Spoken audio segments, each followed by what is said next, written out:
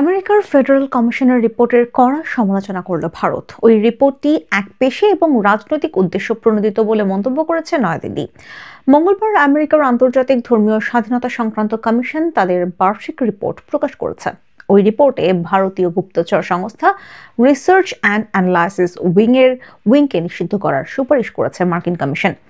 তাদের রিপোর্টে ভারতের সংখ্যালঘুদের পরিস্থিতি নিয়ে প্রধানমন্ত্রী নরেন্দ্র মোদীকেও নিশানা করা হয়েছে।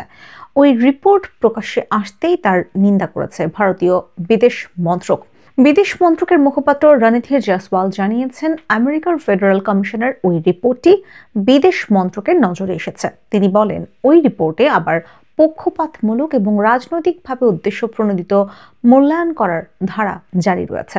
আমেরিকার আন্তর্জাতিক ধর্মীয় স্বাধীনতা সংক্রান্ত কমিশন কিছু বিচ্ছিন্ন ঘটনাকে ভুলভাবে উপস্থাপিত করার চেষ্টা করেছে বলে অভিযোগ নয়াদিল্লির।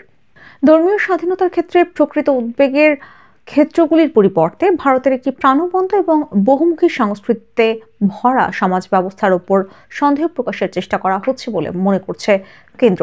মার্কিন কমিশনের ওই রিপোর্টে ইচ্ছাকৃতভাবে একটি এজেন্ডাকে তুলে ধরার চেষ্টা করা হচ্ছে বলে মনে করেছে নয়াদিল্লি।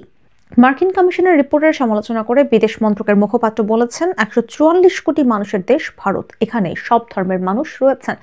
আমেরিকার আন্তর্জাতিক ধর্মীয় স্বাধীনতা সংক্রান্ত কমিশন ভারতের বহুত্ববাদী চিত্র বা সব ধর্মের সহাবস্থানকে স্বীকৃতি দেবে এমন কোনো আশা আমরা করি না।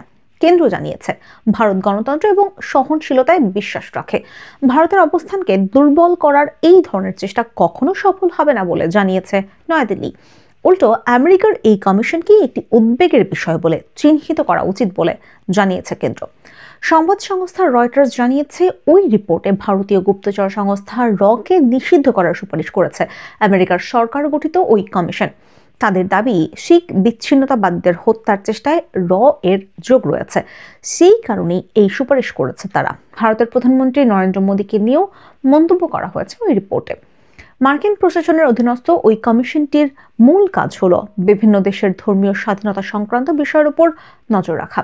সেই মতো আমেরিকার সরকারকে নীতি নির্ধারণের ক্ষেত্রে প্রয়োজনীয় সুপারিশ করে এই কমিশন। অর্থাৎ এটি ছিল মার্কিন প্রশাসনকে পরামর্শ দেওয়ার একটি প্রতিষ্ঠান। তবে কমিশনের সুপারিশ যে আমেরিকার প্রশাসনকে মানতেই হবে এমন কোনো বাধ্যবাধকতা নেই।